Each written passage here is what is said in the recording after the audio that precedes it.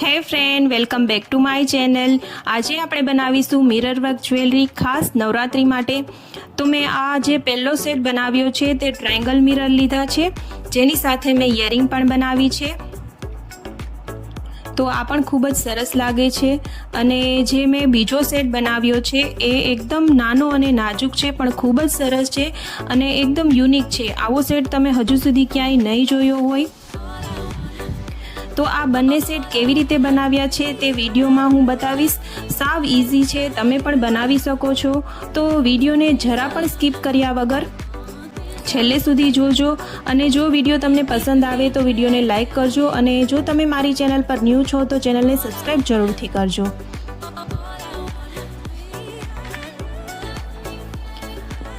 તો મેં અહીં ટ્રાયંગલ મિરર લીધા છે અને વ્હાઇટ કાપડ પર સ્ટિક કરી દીધા છે ફેબ્રિક ગ્લુથી। તો 4 મિરર લીધા છે મેં અહીં। ઉપર 1 મિરર અને નીચે 3 મિરર સ્ટિક કરી દેવાના છે, જેથી મોટો ટ્રાયંગલ પેચ બની શકે। તો અહીં મોટા ટ્રાયંગલ પેચ જેવું બની ગયું છે। હવે કોટનના દોરાથી હું એના ઉપર વર્ક કરીશ। તો એ વર્ક કેવી રીતે કરું છું તે પણ તમે જોજો। અને કોટનના દોરા મેં લીધા છે 3 કલરના।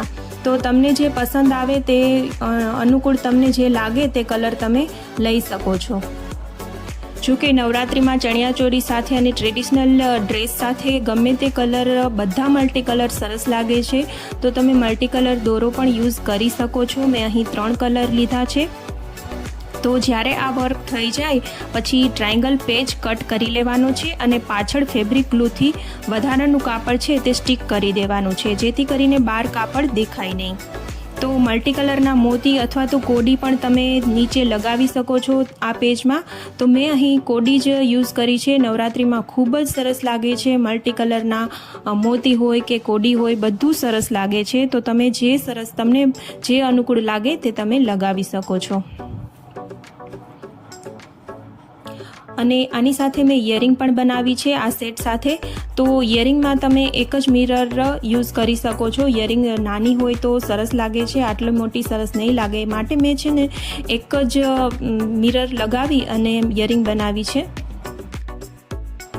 વિડીયોને હું ખૂબ જ ડિટેલમાં બતાવી રહી છું અને થોડો મેં ફાસ્ટ ફોરવર્ડ કર્યો છે, બહુ ફાસ્ટ ફોરવર્ડ નથી કર્યો, જેથી કરીને તમને જો શીખવું હોય મિરર વર્ક તો પણ તમે શીખી શકો છો। માટે મેં બહુ જ ડિટેલમાં વિડીયોને બતાવ્યો છે। ભલે થોડો લાંબો છે પણ તમે છેલ્લે સુધી જરૂરથી જોજો, જેથી કરીને તમને જો બનાવવો હોય તો ખ્યાલ આવે કે કઈ રીતે બને છે। અને જો 9 દિવસ તમે નવરાત્રિમાં દાંડિયા રમવા જતા હોય તો તમે રોજે અલગ અલગ આવા સેટ બનાવી અને પહેરી શકો છો। અને જો તમે ઘરે આવા સેટ બનાવો તો તમે સેલ પણ કરી શકો છો, અને નવરાત્રિમાં ખૂબ જ વેચાય છે આવા સેટ। તો ફ્રેન્ડ, એક રિક્વેસ્ટ છે કે તમે વિડીયોને જરા પણ સ્કીપ ન કરો અને લાસ્ટ સુધી જરૂરથી જોજો। અને જો વિડીયો પસંદ આવે તો પ્લીઝ વિડીયોને લાઇક કરી દો, અને તમે મારી ચેનલ પર ન્યૂ છો તો ચેનલને સબસ્ક્રાઈબ કરી બેલ આઇકનને પ્રેસ કરો, જેથી કરીને તમને આવતા મારા બધા વિડીયોના નોટિફિકેશન મળી રહે। તો હવે અહીં મેં 2 કલરના દોરાથી બધું વર્ક કરી લીધું છે। હવે ત્રીજો કલર લઈશ, જે પિંક કલર છે તેનાથી હું કરીશ। તો કઈ રીતે બને છે તે જુઓ તમે વિડીયોમાં, અને સાવ ઇઝી છે, તમને બધું આવડી જશે જો તમે છેલ્લે સુધી વિડીયોને જોશો તો।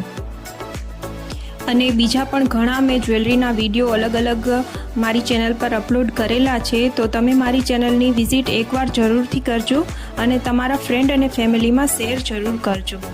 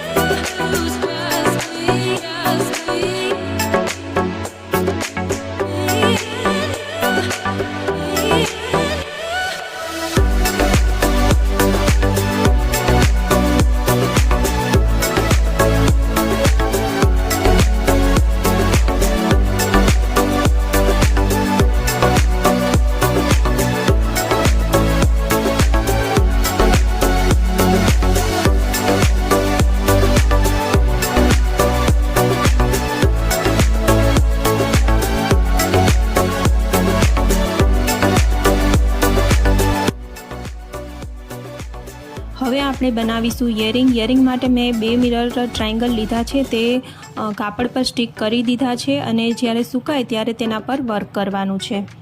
તો વર્ક કરવા માટે મેં જે પેજમાં દોરા લીધા હતા એ જ કલર લીધા છે. 3 કલર છે, ગ્રીન, પિંક અને પર્પલ. તમને જે અનુકૂળ લાગે તે કલર તમે લઈ શકો છો. નવરાત્રિમાં તો બધા કલર સરસ લાગે છે.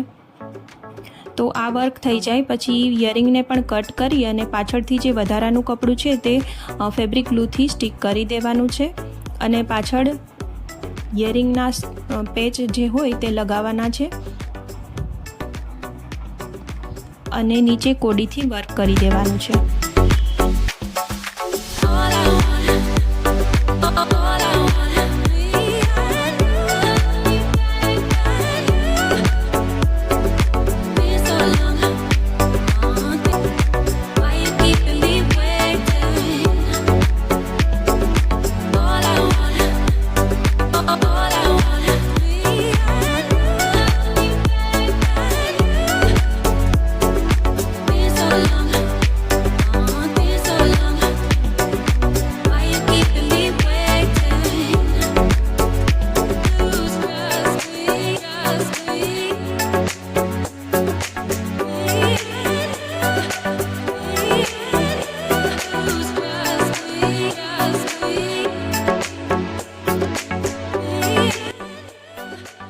તો હવે આપણે બનાવીશું બીજો સેટ, જેના માટે મેં બ્લેક કલરનો દોરો લીધો છે અને રાઉન્ડ મિરર લીધો છે.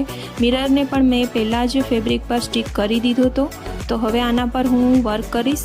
તો બ્લેક દોરાથી જ વર્ક કરું છું અને આ વર્ક થોડુંક પહેલાં વર્કથી અલગ છે. તો આ પણ તમે જોજો કે કેવી રીતે મેં કર્યું છે. તો ખૂબ જ સરસ લાગે છે. જ્યારે આ વર્ક થઈ જાય ત્યારે કાપડને કટ કરી અને પાછળ જે વધારાનું કાપડ હોય તેને ફેબ્રિક ગ્લુથી સ્ટિક કરી દેવાનું છે અને મેં ઓક્સિડાઇઝ ઘૂઘરી લીધી છે તે આમાં નીચે લગાવી છે.